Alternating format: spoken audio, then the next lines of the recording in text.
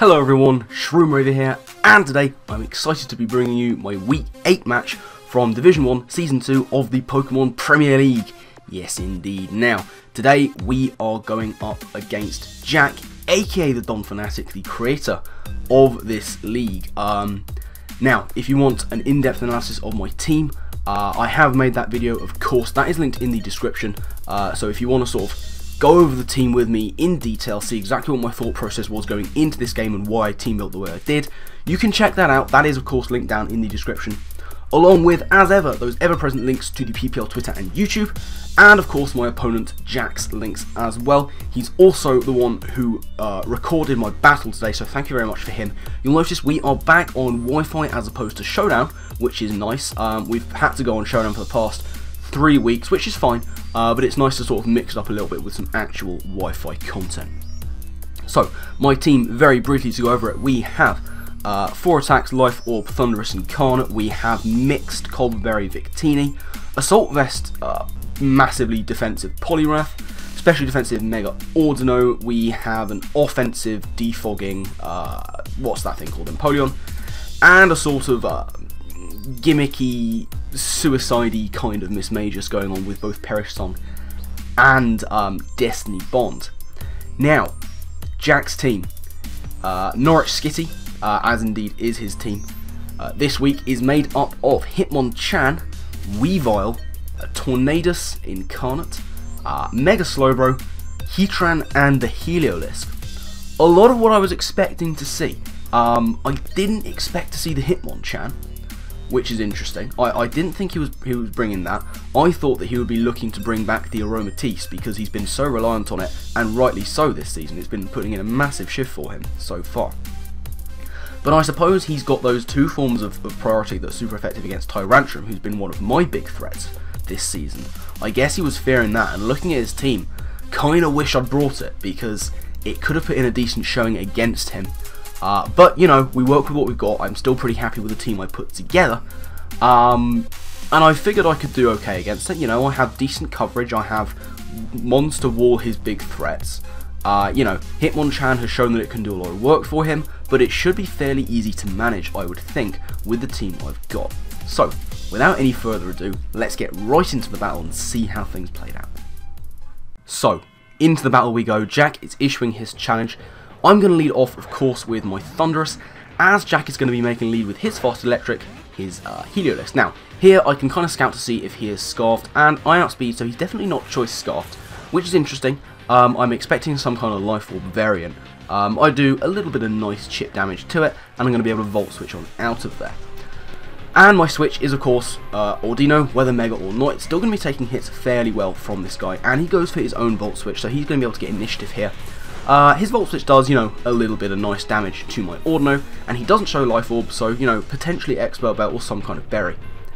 And he's going to go into his Heatran now. I do not want to be taking a hit from this guy. I do have the Hidden Power Ground, but I don't want to risk the Flash Cannon, so I'm going to go into Mismagius fairly early, earlier than I thought I'd be going into it. And he's going to get up his rocks. Not too much of a problem. I do have Defog, of course, on Empoleon. Now, at this point, he is going to withdraw his Potato, his Heatran, and he's going to go into Glassjaw, the Hitmonchan. And I just go for a mean look to try and trap it. And here, what you're about to see is possibly the greatest misplay of my Pokemon playing career. He has nothing to hit me. I have no reason to switch out. And I go into my Thundurus. I take rocks damage, and he just goes for an Ice Punch. And takes me out. I had no reason to make that switch. He had nothing that could hit Mismagius that couldn't hit this guy either. You know, it would have done much the same kind of thing. So for that, I lose my Thundurus for no good reason, and now I can't outspeed the Heliolisk. So I go into Victini, and here I go for the Hidden Power Ground. I think he's got to switch into the Heatran. This guy, Hitmonchan, could put in a decent amount of work for him, but he shows his Assault Vest, he stays in, he goes for Ice Punch. Turns out, he can't touch my Victini. He has Dual Stab, Rapid Spin, and Ice Punch. So I just go for the V-Create. I'm like, you know what, enough of this, just get rid of the Hitmonchan, get a KO chalked up. So V-Create, that's obviously going to take out the Hitmonchan, but what I do in the process is reveal that I'm not choiced. And now he's pretty damn sure I have nothing to outspeed the Heliolisk on my side, which is fine for him. He's scouted me out very well, and he knows I'm mixed into the bargain. He goes into his Tornadus. Now this is pretty much telling me he doesn't have Pursuit on his Weavile, which is fine. So I switch out and I'm like, I can go into Audino. I've got Regenerator because I haven't Mega'd yet, which I didn't have to because I switched straight on out without taking a turn. And he goes for Air Slash. And I'm thinking this is fine, I can take that fairly well. And I do take it fairly well, and he shows Life Orb. And here I make another stupid misplay. I Mega Up, I'm like, I can set up a Wish on this thing, it's fine, he can't take me out from this range, he can't even do all that much damage, I'm going to get a nice special defense boost. And he goes for Sludge Wave, which I have on my own Thundurus. Like, why did I forget about it? I live the Sludge Wave, but I don't live it well, and now Audino is basically dead weight. I outspeed nothing on his team, I'm at tiny amount of health. I do set up the Wish, but this is pretty much going to be all Audino can do. So I'm going to switch on out of there and pass that Wish into Empoleon, who's becoming a last bastion at this point. If he goes to Sludge Wave, I'll take it. He's probably not. He goes for Air Slash because he knows that he can hit everything, and it would have taken me out from there. It doesn't do massive damage to Empoleon, and he takes a bit more Life Orb Recall, and I get my Wish back, which is good, you know, at least I'm still at full health here. So he knows I'm going to want to defog as soon as possible, so he makes the potentially risky play into his Weavile. If I'd have gone for Flash Cannon here, I'd have been in a really nice position against it. But I just go for the defog, you know, he knew I wanted to get rid of those rocks as soon as possible. Now, here I didn't want to take the risk of him having low kick, because Empoleon was looking to be quite important for me. And I have a counter to this thing, you know. I have my Poliwrath, so I go into Captain Hammer, just in case he is packing the low kick. Now, as it is, he just goes for the safe knockoff, which is fine, I can take that really easily. And unfortunately, he knocks off my Assault Vest, but I still wore this thing to no end. He knows that. And he goes into Slowbro, and I knew this switch was coming. I wanted to make the double into Empoleon, but that early over-prediction was playing on my mind with the Hitmonchan and the Hidden Power Ground, so I just go for Brick Break and it does absolutely nothing. Now I have safe switches into this basically, but it means he's going to get his free Mega off. So as I go into my Miss Majors to directly threaten him, he is going to go for the Mega Evolution. And he makes a nice play here. What you're going to see is some very good thinking from Jack. I had a Poliwrath in with Water Absorb, but he knew I was going to switch out. He's going to go for the Scald, looking for a cheeky burn on whatever my switch into Mega Slowbro was to try and wear me down. And he gets that burn onto my Miss Majors. Which is not too much of a thing, you know. I'm looking for this to be a suicide-y kind of monster, take something down with it, and just fire off Shadow Balls when I can. So the burn is not going to be too detrimental, hopefully. Detrimental, I should say. I think I missaid that. Anyway, he is going to switch out, does not take a Shadow Ball, and he's going to go into his Heatran right about now. Also fine, you know, I can get some chip damage onto this with a Shadow Ball if I very much can, which is what I want. Chip on this is always nice. It doesn't do a lot. I get my leftovers back, and Heatran is in fact going to reveal leftovers of its own right about now, showing that he's very much the defensive build. I'm thinking specially defensive, or some kind of mixed set. So I take a little bit of damage from the burn, and I'm just going to try and trap this thing in with Mean Look, which is fine because he's going to want to get his rocks back up as a kind of priority to wear down my Mons. And that's exactly what he does. Rocks go up, and now I have this thing trapped in. This is where I would have really liked to have Taunt, but I wanted the dual moves with Perisong and Destiny Bond to use that to kind of force him on into attacking.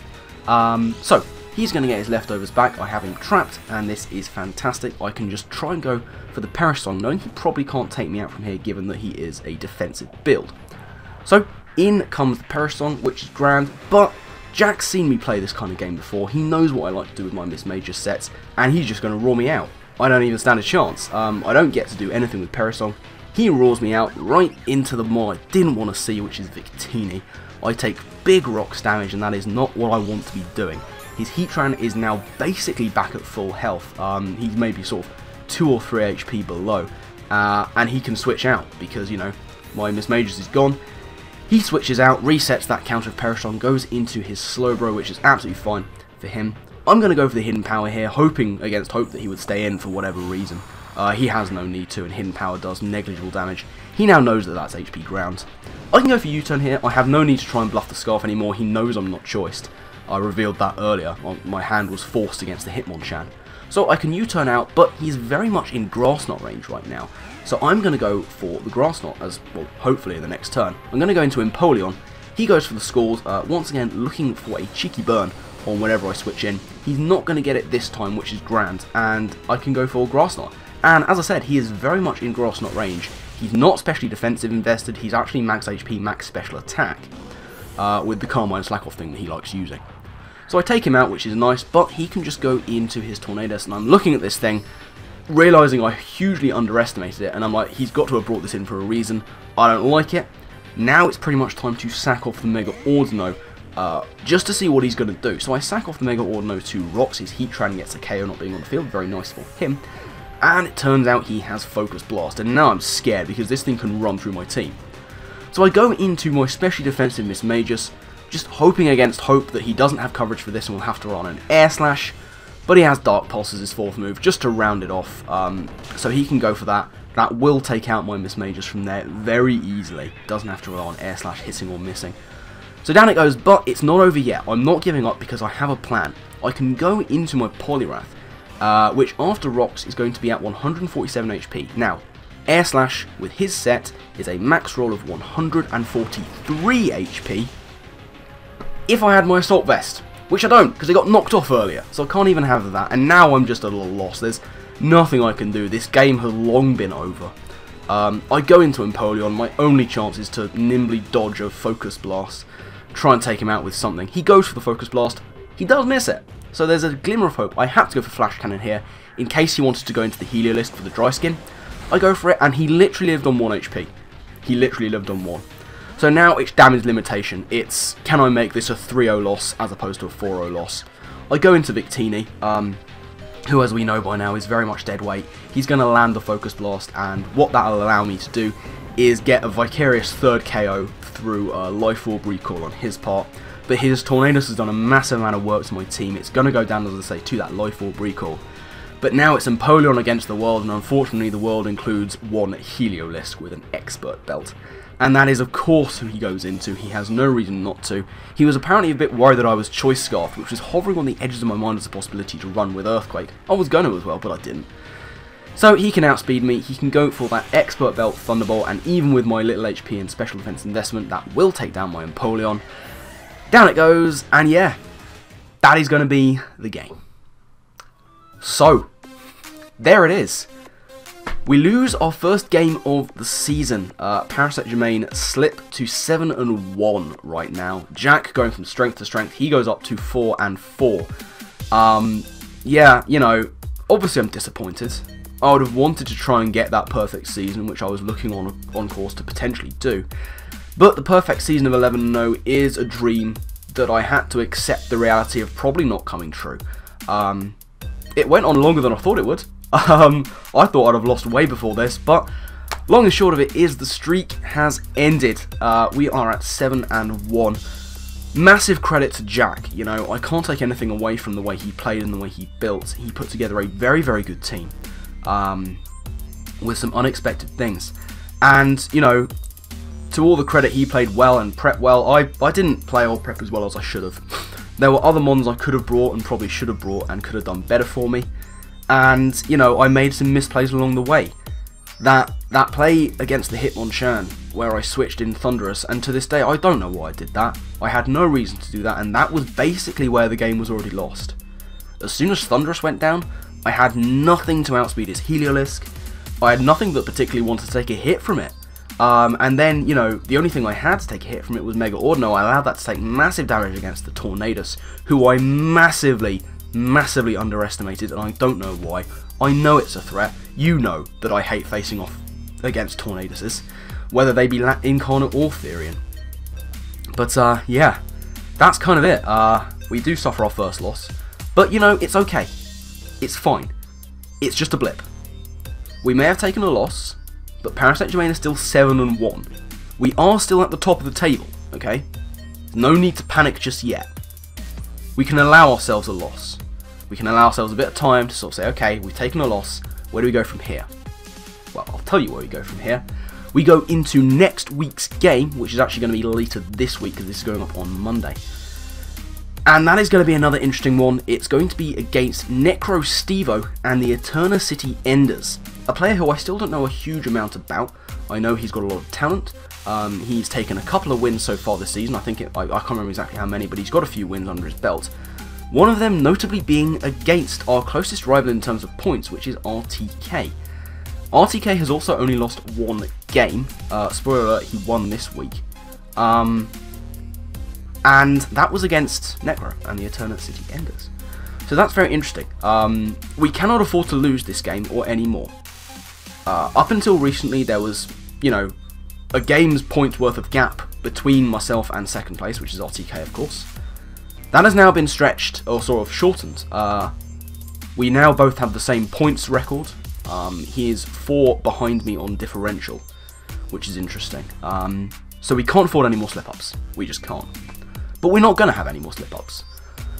Because we face, as I say, Necro and the Eternal City Enders. We're going to beat them, obviously. And then we're going to go on and win the rest of our games, hopefully. That's the plan, you know. Let's see if we can do it. Can we? Of course we can. You know we can. We believe that we can. Do you believe that we can? You better do. Because that is what we aim to do, as I say. That battle will be coming up sort of probably later this week. As I say, this battle's going up on the Monday. But yeah, that's pretty much going to be it as we take our first loss and hopefully our final loss of the season. As I've said before, links in the description to the PPL Twitter and YouTube, you know, for all things PPL. To keep up to date with news, transfers, everything you need to know will be found in those links, so make sure you go and check them out. Links in the description as well to Jack, aka the Donphanatic, my opponent from this week, a very, very worthy opponent, managing to get revenge for that game last season, which went so well for us. Unfortunately, he takes it this time, so you win some, you lose some. His links will be down in the description below. He created the PPL, and, you know, he's playing very well this season. He recorded this battle for me, which is fantastic of him. Thank you very much for that. Check out his channel, check out his Twitter. You will not regret it. He has some fantastic content on his channel. You'll be able to see all the rest of his battles from this season, as well as the rest of his fantastic videos. So yeah, make sure you head over there and check him out. But that is pretty much going to be it from me. We've taken our first loss, but we can just look to scale new heights for the rest of the season. Can we do it? You better believe we can. So keep supporting Parasect Germain, guys. We are going for the top. But I'm going to get out of here. My final thank you to you all for watching. Do hope that you enjoyed. And I guess with that, I will see you next time. Laters.